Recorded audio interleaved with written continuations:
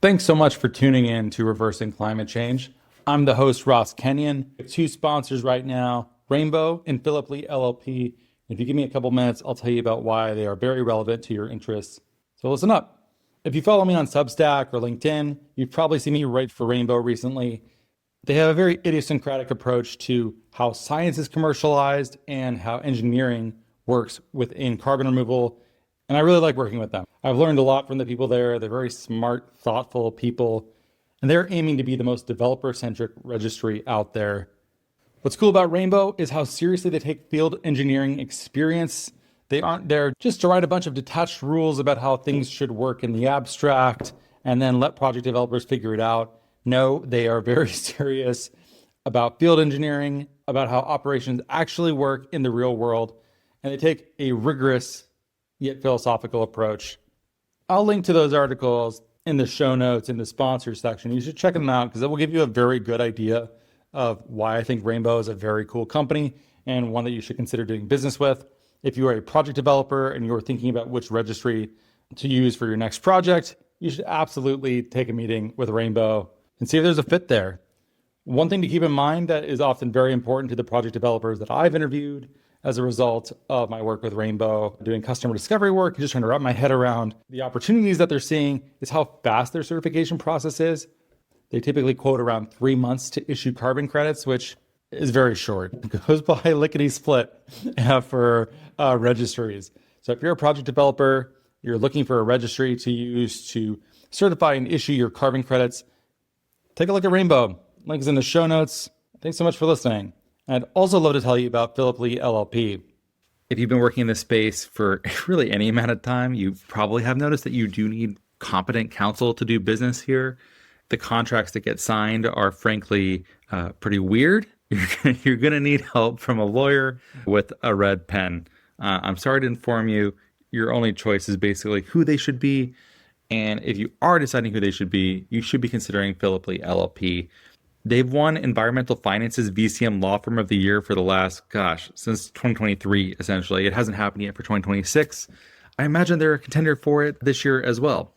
They are the largest legal team dedicated to the financing and development of carbon projects globally, and they have offices in the US, Europe, and the UK.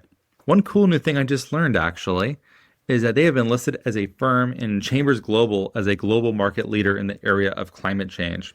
This listing aligns Philip Lee LLP with around 15 to 20 of the leading law firms practicing in this practice area in the entire world. So congrats to Philip Lee LLP. Thank you to both Rainbow and Philip Lee LLP for your generous support of the show. You make it possible for me to dedicate so much time to putting out content that I hope is useful to our friends and peers and fellow travelers in the world of carbon removal, climate change, and carbon markets. Thanks so much. Here's the show.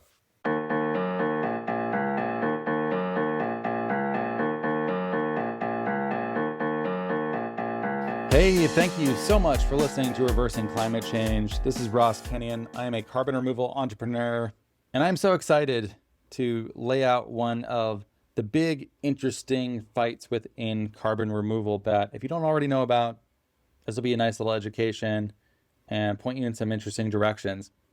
It's come up on a number of shows recently, and whether in oblique fashion, if you can infer from some of what's being discussed, or explicitly, and it's most explicit in the show that I did with Hannah and Barkley from Graphite.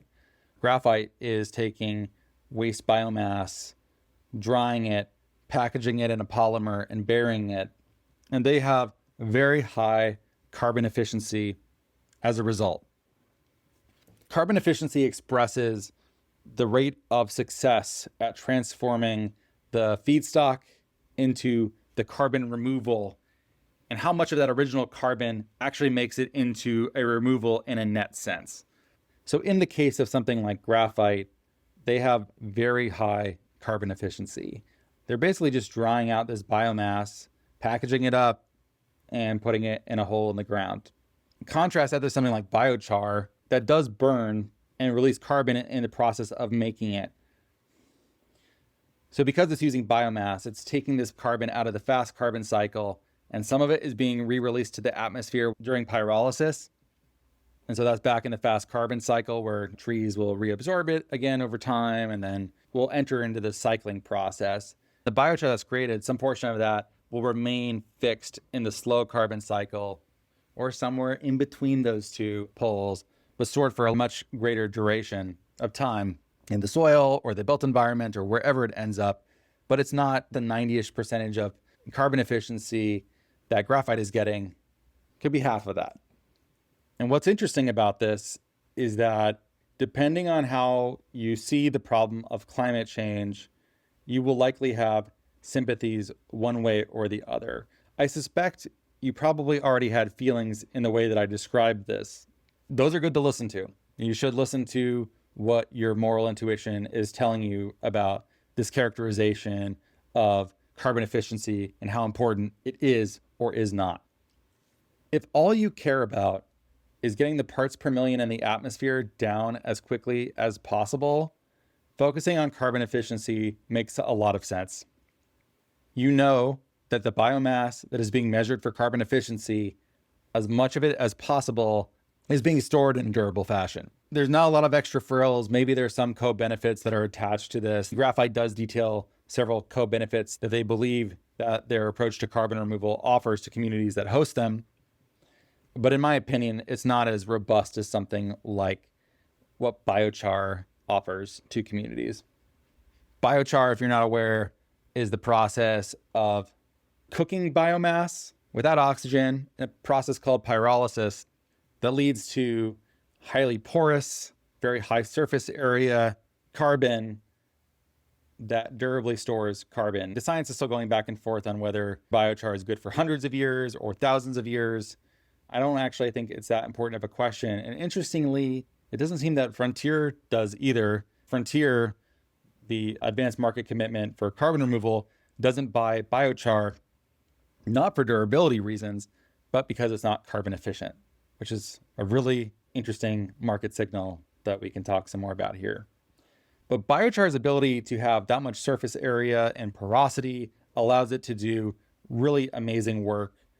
It plugs into so many things. I mean, the joke with biochar people, we do a lot of memes of kind of poking at biochar people a lot. It's all in good fun. I love and respect what y'all are trying to do. And I work with a lot of people who are doing pyrolysis for various purposes. And it really is crucial work. But there is a funny sense with pyrolysis where it's all things to all people, to quote Paul, or it's simultaneously a dessert topping and a floor polish. And it's got everything in between. And you can make a toothpaste out of it. And it goes in the built environment, and it's great for agronomic uses and blah, blah, blah. It's kind of everything, which becomes a joke in and of itself. For instance, one thing I'm seeing a lot of that I think is really fascinating is using pyrolysis in wastewater treatment and for biosolids. So literally, you can pyrolyze, and a lot of human waste is filled with nasty chemicals at this point. Very sorry to say.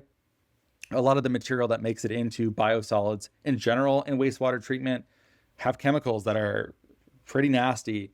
And the process of doing pyrolysis on the biosolids can obliterate many of these forever chemicals that would otherwise just permanently be traipsing their way through the hydrological cycle that would have us be reconsuming it in various ways. And so being able to use pyrolysis in this way is really wonderful.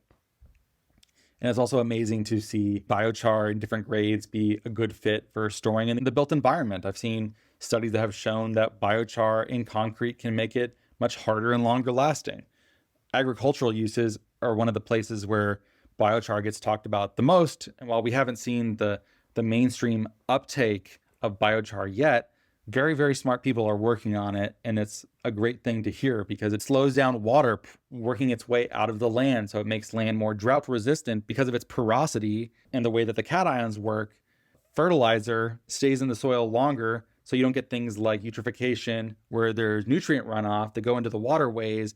And then you have all this nitrogen that creates algae blooms. And then when the algae consumes all of the free nitrogen, creates this dead zone that's deoxygenated and is bad for the environment and is pretty nasty in places like the Chesapeake Bay and other places.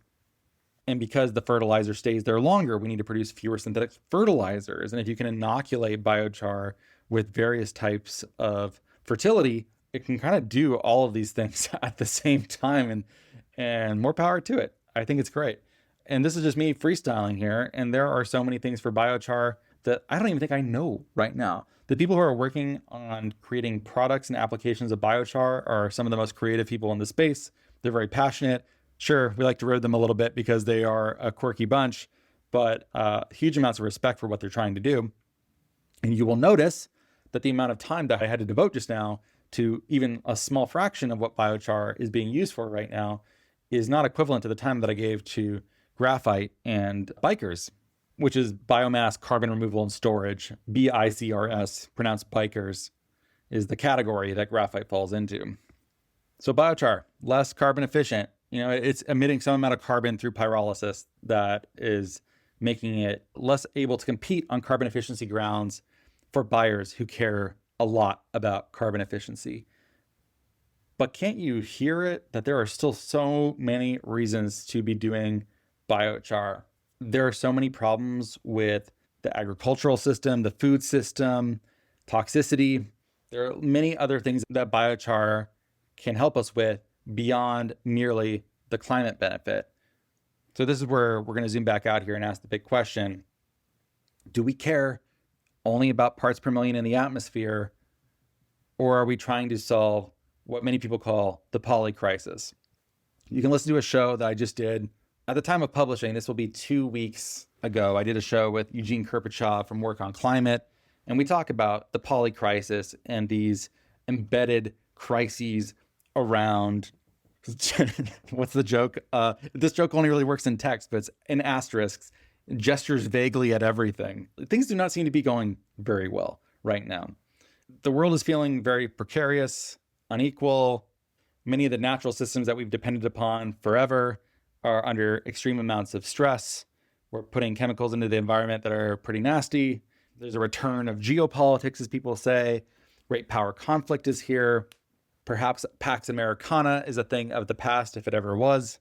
And the rules by which we developed our civilization don't seem to be serving us very well. Which is funny. I think when people start going to therapy, there's usually a precipitating cause. So as a kid, you're born into a family of origin, and that also doesn't always go very well. The various ways that your parents treated you, or even just tried their best and it didn't really give you exactly what you needed, is something that I think it's fair to say most people, maybe all people, well, let's just say most people, are still processing. And so some of the ways that you developed as a child to cope with this difficult circumstance, there comes a point in life where they no longer are helping you in the ways that you thought they were. I'll give an example. I think a lot of people, especially young men, grow up and video games become a very important part of their lives. They're very immersive. They're extremely fun. They only get more fun as time goes on for the most part. They just keep getting better and better. When you're young, you have more time to goof around and to play games, and it doesn't seem like that big of a deal. And then for some people, they perhaps find themselves in a relationship and maybe find themselves even married, having to work to earn enough of a living to support one's family and contribute in a meaningful way. And maybe you used to get 3 hours a day and now you maybe get half an hour a day. And that's a really different experience. If you need several hours a day of video games to regulate your emotional state, as you once did, life will show you that you actually don't have time to do that and still be the kind of adult you probably want to be. This isn't true in all cases. I'm sure you could find the right spouse or right lifestyle that would allow you to pursue this to your heart's content. But like the more things you want to do in life, and especially if you want to be a parent, you very quickly learn that you only have time for a couple things, and they need to be things that are soul feeding and important to you. And when they're not, you start to notice like, wow, that put me in a bad state for the next day. I do not feel refreshed in the way that I would have hoped. And now there's even more pressure on me to go about my life. I imagine if you're listening, you have had this experience or know people who have. And that's at that point, they start to realize, wow, the things that I've been doing for my entire life no longer serve me. I need help figuring something else out. I got to change my life. I need to go to therapy. I need to figure this out. And I think Polycrisis is a good comparison to that. People who think about these nested crises in terms of the Polycrisis are also noticing that what put us in this position is probably not going to be addressed by the same kinds of thinking that got us here. People love to quote the Albert Einstein maxim here. He said, "We cannot solve our problems with the same thinking we used when we created them." For a bit spicier of a take, Audre Lorde's, "The master's tools will never dismantle the master's house." There's a sense here that we can't just use the same systems we broadly have now, slap some carbon negativity onto it, slap the top. You have no idea how much carbon negativity this baby can hold, to go back to that meme. We just can't do that. In their view, all of these systems are so entwined that this isn't a technocratic thing to fix. It's just like, it's not a machine that we need to oil and turn a couple screws on. It's bigger than that. There's a Dwight Eisenhower quote that comes to mind here too. He said, "If a problem cannot be solved, enlarge it." I think that's very much part of the Polycrisis way of thinking here, is that we actually need to be addressing several complexly integrated problems at the same time. If all these problems are emerging from some of the same foundational civilizational dysfunctions, mistakes, wrong turns, how far upstream do we need to go in order to figure out what needs to be done to change it? So those are pretty good cases, right? I feel like I did both of them justice, both the Polycrisis folks and the PPM people. And I'm not trying to come down on one side or the other here. I've actually gone back and forth on this one a lot. My former company, Nori, which was launched in 2017, the first or second carbon removal marketplace and registry, depending on how you count it.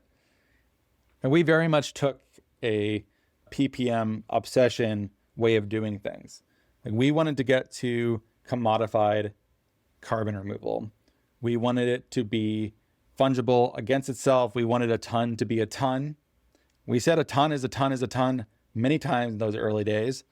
It was more of an aspiration or a desire than a true fact of reality, because of course a tonne is not a tonne. But the goal was to find out how we can create enough supply here and simplify across the dimensions upon which these tonnes were different from one another, and just focus on the main characteristics that could make them functionally equivalent, which could be something like the years of carbon stored. Maybe that was the denominator that we needed to just focus on and let everything else play against one another. And then the hope was that once you had this sort of fungible commodity market trading system, you could do a lot of cool things with it. It's how price discovery works. You have a lot of money coming into this, trying to figure out how to trade it, how to make money on it. People would probably build derivatives on top of this that would bring more financial play into the space and more actors and more interest. And this would create, hopefully, a virtuous cycle. And by the way, this is still a dream that's very latent. There are several groups in carbon removal, either on the marketplace side or the registry side, that have senior staff that have the right background to operationalize this approach. As soon as it is ready for it, like as soon as the market is mature enough for commodities and derivatives for carbon removal, there are players in this space that are absolutely going to jump on this and are already thinking about it. And we're just waiting for the demand to come rushing in and for decisions to be made about how to create fungibility across different types of credits. Assuming that carbon removal, doesn't face such a bad time in the next couple of years that it goes into cockroach mode, then I think we're going to see this at some point. So it's possible that some version of this does come to exist. And I think that will likely result in a lot more carbon removal being transacted, show a much more obvious source of demand and price discovery that will help people make better financial plans. And when things are easier to plan, it's much easier for conservative money to enter the space, and therefore carbon removal starts to grow, and that's a really good thing. Again, though, listen to your heart when I'm telling you these things. Are you hearing me talk about the commodification of carbon removal, and is it making you feel yucky inside? Because if so, then you probably have some of this Polycrisis way of thinking in you, because the goal is not to simplify this beautiful, diverse world into a couple small characteristics and then have financial traders who frankly are overpaid and don't need to have as prominent a space in our society as they currently do. making all the money while the people who are actually removing the carbon are basically just watching from the sidelines as price takers in a commodity market, which doesn't really serve agricultural producers very well. Why should it serve biochar producers any better? So whatever, that's sort of a pecuniary, selfish maybe case for why you might not like it. But also some parts of it are deeper than that. They're ideological. Maybe you don't like it because it's only solving part of the problem, and it's not even solving it in a particularly thoughtful way. It's not solving it by acknowledging how complexly nested all of these problems are. It's doing it by creating a two-dimensional world where they've only pulled out the durability of the carbon removal and is just trading carbon removal durability without noticing that, okay, even if we got rid of PPM, the biosphere is undergoing immense stress right now. Biodiversity loss and toxicity, and the livelihoods that depend upon them are creating political problems. And we can't just look to this one number to rule them all kind of thing to consider ourselves successful at reversing climate change. You can feel that way even while noting that a commodity market for carbon removal might be the best way to remove the amount of carbon necessary from the atmosphere to actually bring us back to a stable and livable climate. You could think both of those things at the same time. I actually think this is a very productive friction to have within carbon removal. I'm not on any particular side of this one. I'm glad that we have support for each approach going in here, and it's going to appeal to different funders and buyers and investors. And that's a good thing, because I think we need the Polycrisis people here to remind the commodification people that their little abstractions on the computer that they're trading are cool and all, but also not to forget how important the rest of this work is, and to recognize how small of a piece of the climate puzzle they're actually addressing when they're only looking at parts per million in the atmosphere. And I think it's very useful to have financial people involved in carbon removal who are thinking about commodification, because they are there to poke at Polycrisis people, because sometimes Polycrisis people can be sloppy and holistic in ways that, in trying to solve every problem, you may end up solving no problem at all, because it's really hard to do one thing well. It's hard for me to imagine that one could do all of these things at the exact same time and make it all work and hang together in a way that is financially viable and also communicable to the average person, which is no small feat. And the comms part of this is super hard. Some of the most common pieces of advice that I give to startups, they're all story related. And look, I told you a complex story here today. There's two antagonists, and I'm trying to create some sort of like dialectical synthesis between them of, okay, they can merge in this way, they provide productive tension in this way. And that's really cool. And that's like a somewhat complex story. So if you're listening to this and you like it, maybe you like engaging with ideas to this extent. But a lot of people don't. Complex stories in climate are really challenging. Have you ever tried to sell someone a product that was a little bit hard to understand? Many people will want you to stop talking as soon as possible so they can get back to their brain not hurting. And not only that, but also some of these ideas are inherently threatening to the ego. If you go back and listen to the Eugene Kirpishov show, he talks about how he actually really didn't want what he was reading about the Polycrisis to be true. He was reading Daniel Schmachtenberger or listening to his podcast or whatever. These ideas were freaking him out, and he did not want the world to be in as bad of shape as it was presented to him. And even him, Eugene, strikes me as a compassionate, but as he says, no bull kind of person who wants good things to happen for the planet, for the people, for all sentience that exists. He just strikes me as someone who's probably a well-wisher of them. And even still, it was hard for his heart to be open enough to take in that the crisis as we're staring into it is this big and this difficult, and is not merely one about pulling greenhouse gases out of the atmosphere. That's a really big part of it, a very important part of it. But if that's all you're able to see, then it's only a fraction of the work that he's doing. And already it's such an enormous task. Just that one thing alone is already so huge, and the life's work of many, many people to do properly. What I would hope for in you listening is perhaps a better way of understanding the group that you don't feel as much sympathy for. If you're a polycrisis person, maybe you can feel a little bit of sympathy and respect for the people who are so obsessed with parts per million that they actually have a chance of, I think, bringing that number down by their focus. And if you are someone who is very obsessed with PPM, I hope this podcast can nudge you in the direction of, hey, like, that's a big part of this, but also you found the one true number that should be maximized, but you actually didn't. And you also need to respect that there's a lot of complexity outside of this one number. And the people who are doing this, who are poking at you, maybe saying that these tools and this approach are not going to solve all of the problems that face humanity at this moment, I think is also worth listening to. And if you have resistance to these ideas in your heart, I would try to make sure that you're not opposed to them for egoic reasons. Make sure that you are opposed to them because you think they are incorrect. And why are they incorrect? And are there any parts of what they're saying that they aren't incorrect about that is actually a really good point that you should take back to your own way of thinking that can make it better, stronger, or just notice the limits to your ideas such that you can become a wiser person? I think the answer to all of those things should be yes. And I can conclude it there.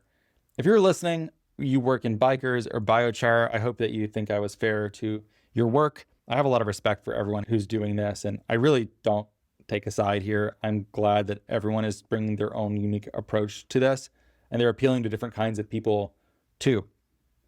The goal is not permanent dominance of one way of thinking over the other. Your way of thinking can change not just because you learn things and mature, but because the world has changed around you. Sometimes it's happened to me. I thought I believed one thing and I didn't even change my mind, but the world has changed so much around me that the application of those ideas radically changed. The values, application of those, the values maybe didn't change, but the application of those ideas changed. I think being able to listen to that and to be fluid enough to adapt when the circumstances change is really important. And doing work like this, where you're able to sketch out where the disagreements are, and also to pay attention to your intuition and what your gut is saying about ideas, because I think that's a really important thing to listen to as well, that people who come from a more rational and quantitative background sometimes lose sight of, and I think it's wise not to. Thanks for listening. Godspeed to everyone doing carbon removal in the most or the least carbon efficient ways possible. Thanks for doing all that you do. Bye for now.